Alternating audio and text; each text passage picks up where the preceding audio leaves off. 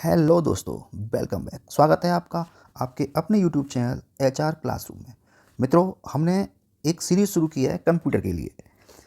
हमारा प्रयास है कि आप जब पेपर देने जाएं तो एक भी प्रश्न हमारे इस क्लासरूम से बाहर ना आए।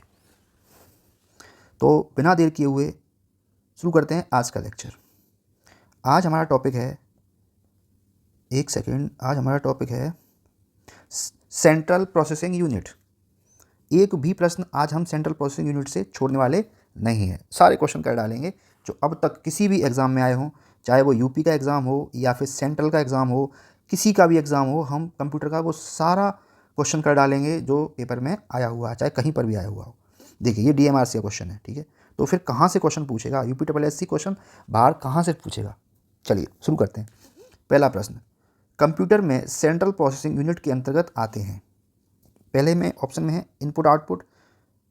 इनपुट डिवाइस, आउटपुट डिवाइस और मेमोरी, सॉफ्टवेयर, हार्डवेयर और power supply unit, memory, visual display unit और प्रिंटर। अंतिम ऑप्शन है स्टोर, अर्थमेटिक और लॉजिकल यूनिट और तथा कंट्रोल यूनिट। बताइए इसका जो सही विकल्प है वो क्या है आपका? डी। देखिए, जो सीपीयू है ना, सीपीयू तीन भागों में होता है। सीपीयू को तीन भागों में बांटते हैं। पहले भाग में होता है कंट्रोल यूनिट, है ना, इसे बोलते हैं हम सीयू। दूसरे में होता है एएलयू, इसका होता है, इसकी फुल फॉर्म होती है अर्थमेटिक एंड लॉजिकल यूनिट। और तीसरा होता है आपका मेमोरी। मेमोरी को इन्होंने क्या लिख दिया? स्टोर। तो ये क्या होता है? स्टोर या फिर मेमोरी, ठीक है। तो सीपीयू में तीन होते हैं, एक तो सीयू, कंट्रोल यूनिट, एएलयू और मेमोरी। चलिए अगला क्वेश्चन, कंप्यूटर का कौन सा हिस्सा डाटा के प्रोसेसिंग के लिए जिम्मेदार होता है? कीबोर्ड, सीपीयू, कीबोर्ड, मेमोरी या डिस्प्ले। सही विकल्प है उसका सीपीयू। अभी हमने पिछले क्वेश्चन में बताया था कि जो सीपीयू होता है वही आपके कंप्यूटर के सभी कार्यों के लिए जिम्मेदार होता है और वही सबको नियंत्रित और निर्देशित करता है। कौन करता है? सीपीयू। प्रश्न संख्या 3, यदि आप अपने पीसी की कार्यक्षमता को बेहतर करना चाहते हैं तो आपको निम्नलिखित को अपग्रेड करना पड़ेगा। सीपीयू, मॉनिटर, कीबोर्ड या इनमें से कोई नहीं। सही विकल्प है इसका सीपीयू। कंप्यूटर में जो सीपीयू होता है वो सब कुछ होता है। सीपीयू, इसको ही कंप्यूटर का दिमाग कहते हैं। क्या कहते हैं? दिमाग। जो भी डेटा जाएगा, जो भी प्रोसेसिंग होगी, वो सब कौन करेगा? कंप्यूटर करेगा। सारे निर्देश को क्रियान्वयन कौन करेगा? सीपीयू करेगा। तो अगर आपको ज़्यादा काम करवाना है तो सीपीयू क्या करना पड़ेगा? अपग्रेड करना पड़ेगा।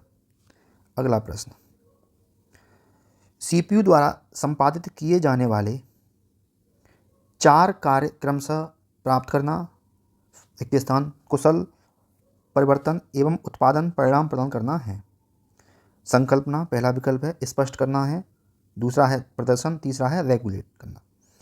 तो इसका सही विकल्प है आपका बी, स्पष्ट करना। सीपीयू द्वारा संपादित किए जाने वाले चार कार्य क्रमशः कौन कौन से होते हैं? पहला होता है प्राप्त करना, दूसरा होता है यहाँ पर स्पष्ट करना, फिर कौन सा होता है? कुशल परिवर्तन, और चौथा कौन सा होता है? परिणाम प्रदान करना। ये चार कार्य होते हैं सीपीयू के। 5, निम्नलिखित में किसमें सीपीयू प्रोग्राम को निष्पादित कर सकता है?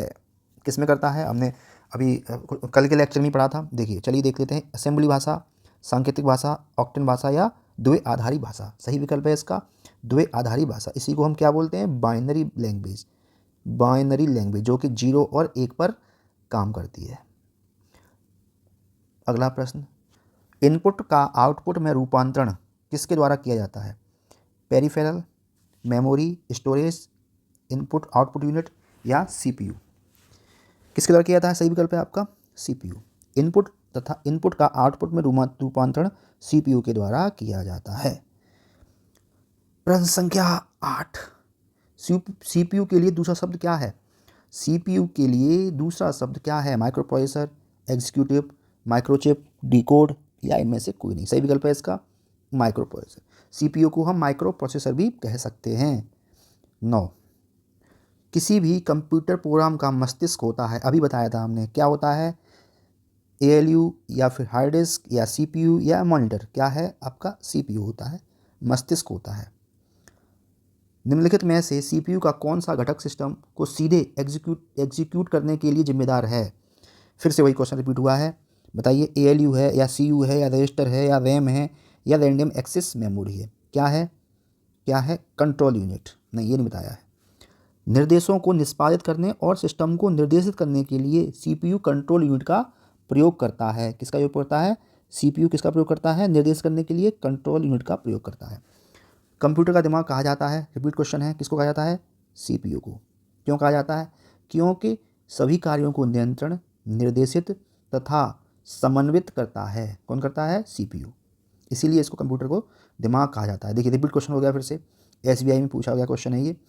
कंप्यूटर का दिमाग कहलाता है, क्या कहलाता है? CPU। ऐसे ही पेपर में आएंगे आपके क्वेश्चन।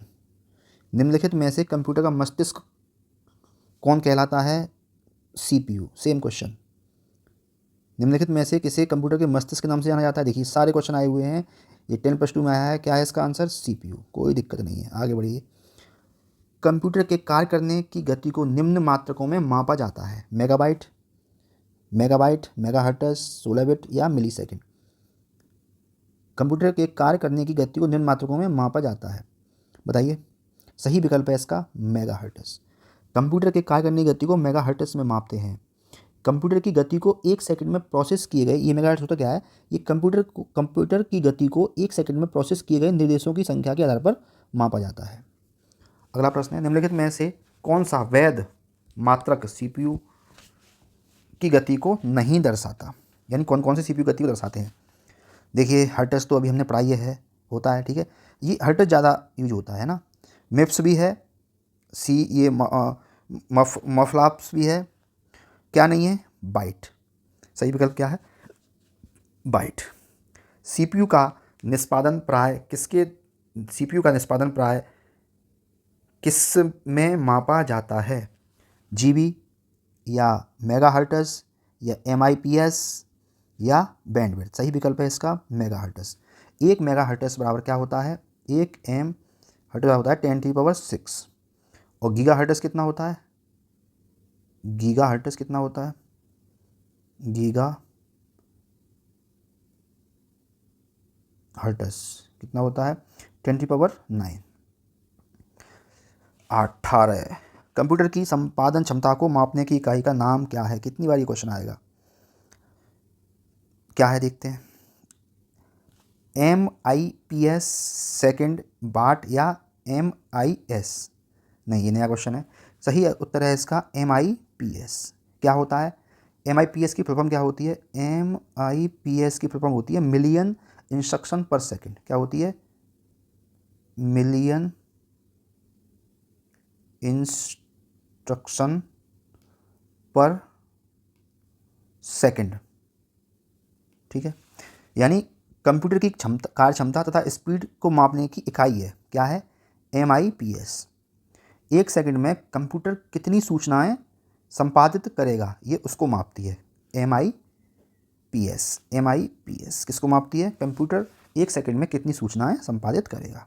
आपको मैं यहीं याद करा दूंगा, आप बस सुनते रहिए, है ना। 18 क्वेश्चन नंबर 18 हो गया।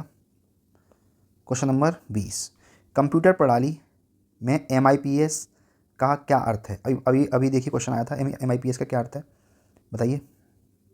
Marginal input storage, million instruction per second, micro information processing state या मेमोरी इमेज प्रोसेसिंग स्टेट? सही विकल्प है इसका B। होता क्या है ये? एक कंप्यूटर द्वारा प्रति सेकंड संपादित सूचनाओं की संख्या, MIPS। 21, फिल द ब्लैंक एक इलेक्ट्रॉनिक डिवाइस है जो डेटा को इन्फॉर्मेशन में बदलते हुए प्रोसेस करता है। Processor, computer, case, stylus? इनमें से कोई नहीं। जो डेटा को इन्फॉर्मेशन में बदलते हुए प्रोसेस करता है। सही विकल्प है इसका A। प्रोसेस करता है तो प्रोसेसर, ठीक है। प्रोसेसर कंप्यूटर सिस्टम की वह यूनिट है जो निर्देशों को इंटरप्रेट करके उन्हें एग्जीक्यूट करता है। एक PC की कार्य क्षमता प्रोसेसर की स्पीड पर निर्भर करती है। जितना अच्छा प्रोसेसर होगा उतना ही अच्छा क्या होगा? PC होगा। इसकी स्पीड को MIPS से मापते हैं। अभी MIPS अभी हम दो क्वेश्चन कर चुके हैं, मापा जाता है। ये होता क्या है, ये प्रोसेसर होता क्या है, ये एक सिलिकॉन चिप का बना होता है ना।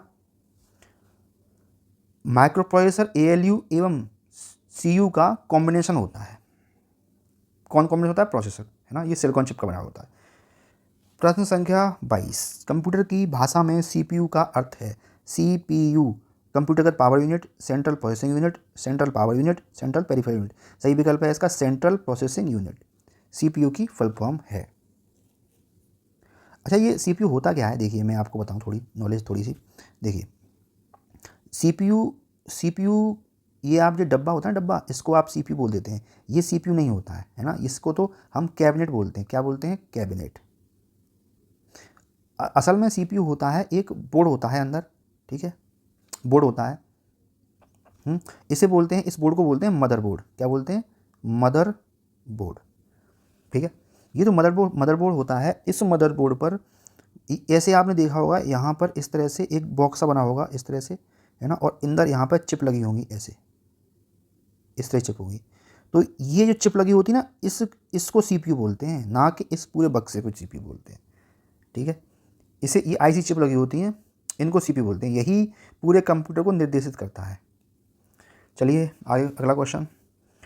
कंप्यूटर विज्ञान में CPU का पूरा नाम है। देखिए अभी क्वेश्चन आया है, क्या है? Central processing unit. CPU का तात्पर्य है सेंट्रल प्रोसेसिंग यूनिट। कितनी बार करवा लो, आंसर सेम ही आएगा। निम्न में से किसे कंप्यूटर का मस्तिष्क किसे कहा कहते हैं? अरे यार, ये भी क्वेश्चन आया है अभी। देखिए ये उत्तराखंड आरओ में क्वेश्चन आया है ये।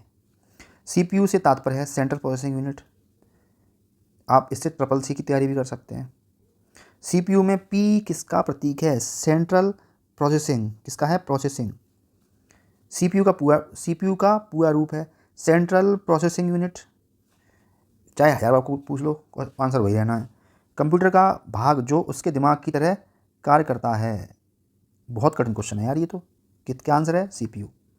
निम्नलिखित में से कौन सा एक पर्सनल कंप्यूटर में कंप्यूटिंग करता है? CPU, मदरबोर्ड, रैम या BIOS। सही विकल्प है इसका क्या? CPU। अरे CPU ही तो कंप्यूटिंग करेगा, निर्देशों को देगा। सॉरी, CPU, मैंने रैम पर लगा दिया। CPU ही तो देगा, चाहे पर्सनल कंप्यूटर हो या कोई कैसा भी कंप्यूटर हो, है ना, उसमें CPU ही तो करेगा, निर्देश देगा, उसको कंट्रोल करेगा। प्रश्न संख्या 31, निम्न में से कौन मेमोरी इनपुट और आउटपुट डिवाइस को नियंत्रित करता है? फिर से वही घिसा पिटा आंसर, क्या होगा इसका? CPU। कितने क्वेश्चन देखिए CPU से आ रहे हैं, सारे क्वेश्चन CPU के आप कर लेंगे, एक भी नहीं छोड़ेंगे, ढूंढ ढूंढ के करेंगे क्वेश्चन। 32, निम्नलिखित में से कौन सा एक सेंट्रल प्रोसेसिंग यूनिट का हिस्सा है? प्रिंटर, कीबोर्ड, माउस या ALU। प्रिंटर ये तो बिल्कुल ही नहीं है। क्या है सही विकल्प इसका? D। मैंने समझाया था CPU में देखिए 3 चीज़ होती हैं, फिर बता देता हूँ मैं। एक तो होता है CU कंट्रोल यूनिट, एक होता है ALU और एक होता है मेमोरी। ये 3 चीज़ें होती हैं। अगला प्रश्न, एक्यूमुलेटर रिक्त स्थान का एक समाकलित घटक है। देखिए ये नया क्वेश्चन है ना, 2015 में आया है रेलवे में। तो पहला विकल्प है CPU, दूसरा विकल्प है हार्ड डिस्क, तीसरा है रैम, चौथा है कैश मेमोरी। सही विकल्प, सही उत्तर है इसका CPU। एक्यूमुलेटर CPU का एक समाकलित घटक है। अब ये देखिए नया क्वेश्चन है, तो इसको आप अपने नोटबुक में नोट कर लीजिए, है ना। प्रश्न संख्या 34, निम्नलिखित में से कौन सा सेंट्रल प्रोसेसिंग यूनिट का भाग नहीं है? ALU, CU, रजिस्टर या मेमोरी। अभी मैंने थोड़ी देर पहले बताया है, देखिए ये भी भाग है, ये भी भाग है, रजिस्टर नहीं है ये भी, यानी सही विकल्प हो जाएगा ये, रजिस्टर भाग नहीं होता है। 35, कंप्यूटर प्रोसेसर में निम्न भाग सम्मिलित हैं? CPU व प्रमुख मेमोरी, हार्ड डिस्क व फ्लॉपी ड्राइव, मुख्य प्रमुख मेमोरी और स्टोरेज, ऑपरेटिंग सिस्टम व एप्लीकेशन। सही विकल्प है आपका E, कंट्रोल यूनिट और ALU। CPU में ये कंप्यूटर प्रोसेसर में ये भाग सम्मिलित होते हैं। चलिए अभी इतने ही प्रश्न हैं, मतलब ये टॉपिक कंप्लीट हो गया। CPU के अभी कंप्लीट नहीं हुआ है ना, अभी तो CPU के काफ़ी प्रश्न बचे हैं। CPU काफ़ी प्रश्न थे तो धीमे धीमे करेंगे सारे, लेकिन करेंगे सारे, एक भी प्रश्न हमारा छूटेगा नहीं। जितना भी CPU से क्वेश्चन होगा, एक भी, चाहे वो दुनिया के किसी भी पेपर में आया हो, मतलब भारत के, दुनिया के, मतलब मैं विश्व की बात नहीं कर रहा हूँ, है ना, किसी भी कॉम्पिटिटिव एग्ज़ाम में आया है वो क्वेश्चन आपको यहाँ देखने को मिल जाएगा। हमारा प्रयास है कि आप UPSSC में, अगर मुझे यहाँ तक आप सुनना है इसका मतलब आप पढ़ने वाले बच्चे हैं, ठीक है। तो यहाँ तक अगर पहुँचे हैं तो एक बात मैं कंफर्म कह रहा हूँ आपसे, आपके 15 में से 15 नंबर एकदम आएंगे, कोई रोकने वाला है ही नहीं, ठीक है। तो चलिए अभी इतना ही रखते हैं। आप प्लीज़ हमारे वीडियो, हमारे लेक्चर सेशन हमारा अगर आपको अच्छा लगता है तो प्लीज़ इसे लाइक कीजिए, सब्सक्राइब कीजिए और कमेंट में बताइए आपके कितने क्वेश्चन सही हुए। Thank you very much. जय हिंद, जय भारत।